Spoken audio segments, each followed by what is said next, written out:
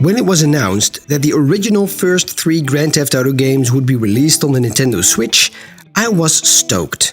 Being able to play these games on my Switch was too good to be true. These games are remasters, with better graphics than the originals, but even with the old graphics I would have gladly paid money just to be able to play them on Switch. I was going to enjoy these games and wasn't really planning on doing a video about them. But something interesting is happening. The games have been out for almost a week now and the shitstorm online is massive. People are mad, disappointed, crying, lying in a fetus posture on the ground, not knowing what they have to do with their lives anymore. Mass hysteria. The graphical upgrade would be poorly done, character models ruined, gameplay would suck. This game is, according to all the complainers online, a total disaster. But the real question is that really what's going on here? Or is there another problem that you don't hear anyone talking about? Let's find out.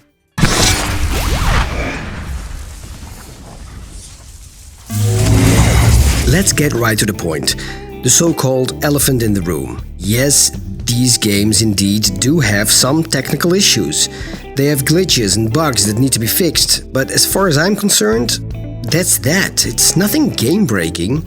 I, for one, am still enjoying these games. Character models ruined, well, I must admit that some characters do look like something your 5-year-old made on kindergarten with Play-Doh and paper mache, but just let's be real. We are talking about 20-year-old games.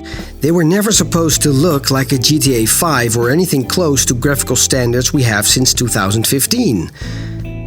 The games looked and played very different back then, and I think Grove Street Games, who did the remaster, did a very good job in maintaining the original vibe of the games, while even giving them a fresh paint coating and some new knees to bend with, with the reworked controller scheme and the UI and minimap graphics being translated in a more GTA 5 era look and feel. And don't forget, most moderate gamers are not interested in what's left in the source code or that some songs might have been removed from the soundtrack due to expired licensing. We just appreciate the games we played when we were young. We are thankful for the extra effort that has been done and accept certain bugs or even have a laugh now and then because of them. Because when I see and read all these people getting mad at stuff like this, I just can't help to think about one thing. People are living lives that are just too good. We have been spoiled by all the graphical power that exists today. Our standards have risen too high, and most importantly, hey, it's just a video game. It's nothing you deserve to have. It's nothing life-threatening. It's something that is supposed to give you a good time. And if you don't have a good time with it, then don't play it. Now, about the games themselves. I remember when GTA 3 came out. I was 16 at the time. It was shocking. It was so different than most of the stuff that came out back then. Playing through it now, well, it hasn't aged well, although I still enjoy playing it, but for the most part, that's nostalgia. GTA Vice City and San Andreas did better in that regard. These are still games to be enjoyed, especially in handheld if you ask me.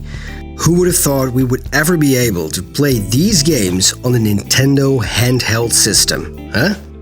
But I would like to address again that I do appreciate the fact that they upgraded the graphics, lighting and weather effects. It's nothing major, but it does make these games a little easier to play through in 2021. So, I say, these are great times with great games like the GTA Trilogy Definitive Edition. If you own a Nintendo Switch, I do think that this is a must-buy. If you ever played these games and you own a PS4, 5 or Xbox One or Series X, I'm not so sure. I personally think that these games are a little bit too old for such a graphical powerhouse. It would be hard for me to come up with a very good reason to play a PS2 game on a PS5, but that's a personal preference, of course. For me, these games are fit for the Nintendo Switch, even with all the technical issues that I hope will be fixed in the coming weeks with patches. So, that's my take on the whole GTA Trilogy Definitive Edition mess hysteria.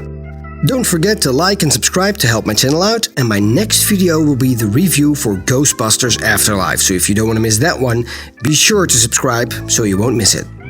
This was the cross portal for now. I see you on the other side.